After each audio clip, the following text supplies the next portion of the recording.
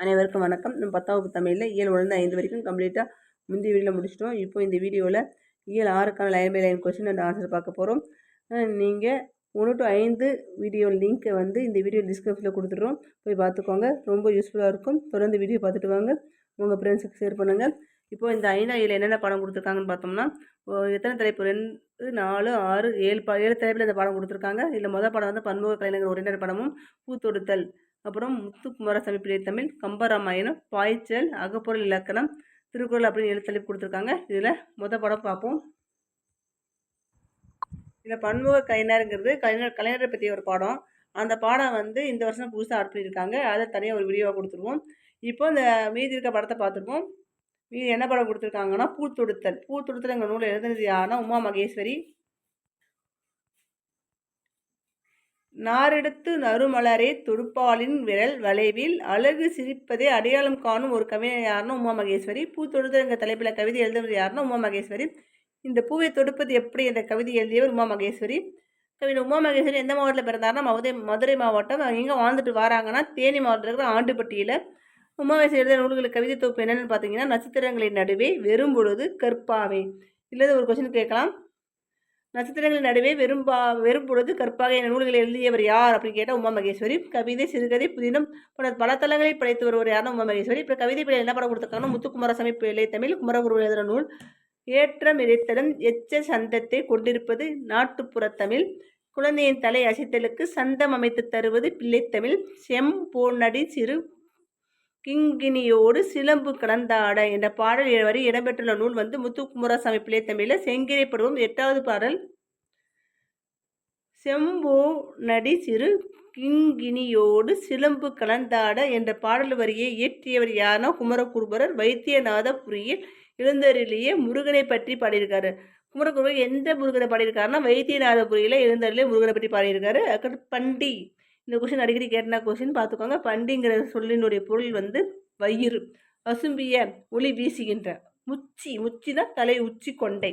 செங்கிரை செடி காட்டில் ஆடுவது போன்று குழந்தையின் தலை 5 அல்லது 6 மாதங்களில் மென்மையாக அசையும் பருவத்தை தான் நம்ம செங்கிரை பருவம் சொல்கிறாங்க.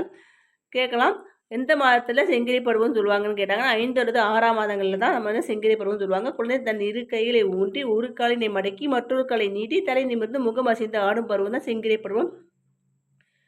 இது முக்கியமான கொஸ்டின் பார்த்துக்கோங்க. குழந்தைக்கு அணியும் அணிகலன்கள் பெயர்கள் தான் சொல்லியிருக்காங்க. காலில் அணிவது சிலம்பு, கிண்கிணின்னு சொல்லுவாங்க. இடையில் அணிவது அரைநான்.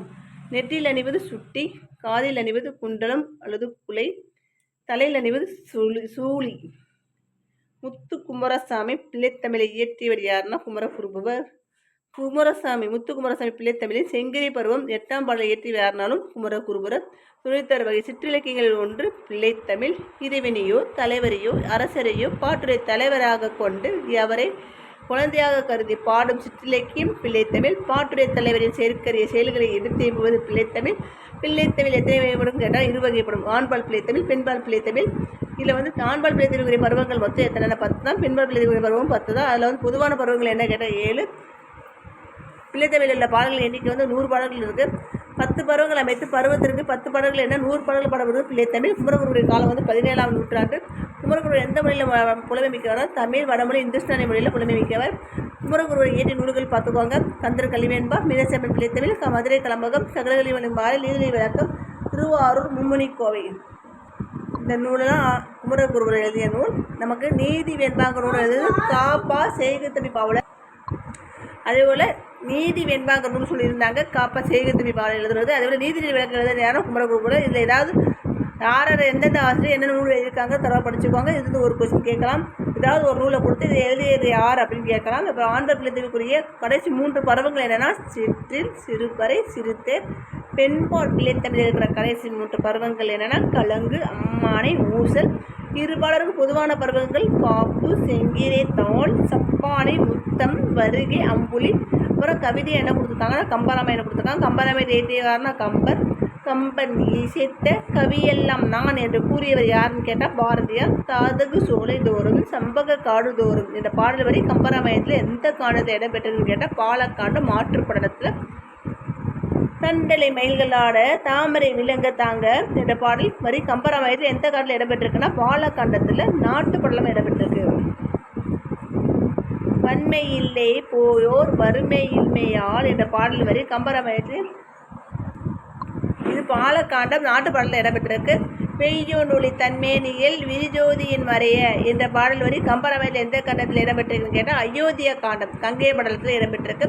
ஆழம் நெடுந்தெறி ஆறு கடந்து இவர் போவாரோ என்ற பாடல் வரி கம்பராமாயணத்தில் எந்த காண்டத்தில் இடம்பெற்றிருக்குன்னா அயோத்தியா காண்டம் கங்கை கான் படலத்தில் இடம்பெற்றிருக்கு. அது கங்கை படலம், இது கங்கை கான் படலம். பார்த்துக்கோங்க. உறங்குகின்ற கும்பகர்ணா உங்கள் மாய வாழ்வை எல்லாம் என்ற பாடல்வழி கம்பராமாயணம் எந்த காண்டில் இடம்பெற்றிருக்கேன்னா யுத்த காண்டம். இதில் வந்து கும்பகர்ணனை வதைக்கிற பாடலில் இந்த காண்டம் இந்த பாடல் வரி இடம்பெற்றிருக்கு. கம்பராமாயணம் எழுதியவரான கம்பர் ராமனது வரலாற்றை தமிழில் வழங்கி என்ன பேரிட்ட இதுக்கு ராமாவதாரம் பேர். ராமாவதாரம் என அழைக்கப்படுவது தான் கம்பராமாயணம். கம்பராமாயணத்துடைய எத்தனை காண்டங்கள் உடையதுன்னா 6 காண்டங்கள். கம்பராமாயண பாடல்கள் எந்த நயமிக்குதுன்னா சந்த நயமிக்குது. கம்பன் பெற்ற சிறப்புகள் யாவை கேட்டால் கல்வியின் பெரியவர் கம்பர், கம்பன் வீட்டு கட்டுத்தறியும் கவிப்பாடும் திருத்தனின் முன்பவிற்கு உயிர் கம்பர். இந்த பாடல்கள்லாம் கம்பருடைய சிறப்புகளை கூறும். கம்பர் எங்கு பிறந்தனா சோழ நாட்டு திருவழுந்தூரை சார்ந்தவர். கம்பரை ஆதரித்தவர் யார திருவெண்ணைநல்லூர் சடையப்பவள்ளர். கம்பர் இயற்றிய நூல்கள் பார்த்துக்கோங்க. சரஸ்வதி அந்தாதி, சடகோபர் அந்தாதி, திருக்கை வழக்கம், ஏர் எழுவது, சிலை எழுவது. ஒருத்தன் திருக்கை வழக்கம் என்ற நூலை எழுதியவர் யார் கொஸ்டின் கேட்டிருந்தாங்க. ஒட்டக்குட்டர். கம்பர் அந்த மாதிரி கொஸ்டின் கேட்டால் நம்ம கம்பர்னு போடணும். இதுக்கு ஆன்சர் நல்லா பார்த்துக்கோங்க. யார் எந்தெந்த வாசல் என்ன நூல் எழுதுனாங்கிறத நம்ம தெளிவாக பார்த்துடணும். ஆனால் ஒரே ஒரு பேரை மட்டும் கொடுத்து யார் எழுதுனான்னு கேட்கலாம். விரிவானத்தில் இன்றைக்கி எந்த படம் கொடுத்துருக்காங்கன்னா பாய்ச்சலுங்கிற கதையை கொடுத்துருக்காங்க. அதை வந்து கந்தசாமி எழுதினார். பாய்ச்சல் கதை எந்த சிறுகதை தொகுப்பில் இடம்பெற்றிருக்குன்னா தக்கையின் மீது 4 கண்கள் என்கிற கதை தொகுப்பிலிருந்து இந்த சிறுகதை தொகுப்பு இடம்பெற்றிருக்கு. பாய்ச்சல் இந்த கதையுடைய ஆசிரியர் யாருன்னா கந்தசாமி. கந்தசாமி எந்த பகுதியை சேர்ந்தவர்? மயிலாடுதுறை, அதாவது நாகப்பட்டினம் மாவட்டத்தை சேர்ந்தவர். கந்தசாமி இயற்றிய எந்த புதினத்தில் எழுத்துறையில் புகழ் பெற்றாருன்னு கேட்டாங்கன்னா சாயாவனம். கந்தசாமி வந்து சாயாவனம் என்கிற புதலித்தால தான் புகழ் பெற்றார். கேட்கலாம் இந்த கொஸ்டின், முக்கியமான கொஸ்டின். கந்தசாமி எந்த புதினம் சாகித்ய அகாடமி விருது பெற்றார்னா விசாரணை கமிஷன். பார்த்துக்கோங்க, நல்லா பார்த்துக்கோங்க.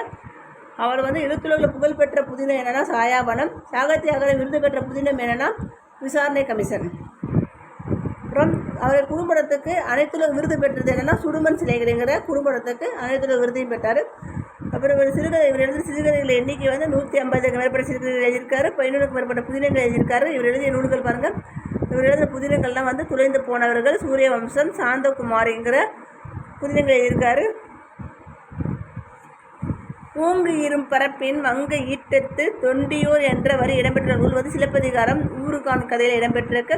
தொண்டிங்கிறது எந்த மாவட்டம் இருக்குன்னா ராமநாதபுரம் மாவட்டம். கடலில் கொஸ்டின் ரொம்ப இம்பார்ட்டன்ட். இந்த கடலில் கொஸ்டின் நம்ம இந்த வீடியோவில் கொடுத்துட்டோம். நீங்கள் புக்கை தான் பார்க்கணும் அவசியம் இல்லை. நம்ம வீடியோ கேட்டாலே போதும். மலர்கள் தரையில் நழுவும் எப்போது? தளர பிணைத்தால் பிரிகி முடிச்சிட்டால் காம்புகள் கழுத்து முறியும் என்பது நவீன கவிதை. கையாலை பூவெடுத்தா மாறிக்கு காம்பழுகி போகும் என்பது நாட்டுப்புற பாடல். சிறு நண்டு மணல் மீது படமொன்று கீறும் என்ற பாடல் வரி எழுதியவர் யாருன்னா மகாகவி. அவர் என்ன நாட்டுக்காரனா இலங்கைக்காரர். நெக்ஸ்ட் தேன்மலை சுரதா. திருக்குறள் நீதி இலக்கியம் கதான் திருநாவுக்கரசு. நாட்டார் கலைகள் வந்து ஆக்கா பெருமாள். இயல் 6க்கான எல்லா படமும் line by line question answer பார்த்தாச்சு. இதில் பன்முக கலைகள் மட்டும் விடுபட்டிருக்கு. அதுக்கு வந்து தனியாக வீடியோ கொடுத்துருவோம். வீடியோ தொடர்ந்து பாருங்கள். லைக் பண்ணுங்கள், ஷேர் பண்ணுங்கள், சப்ஸ்கிரைப் பண்ணுங்கள்.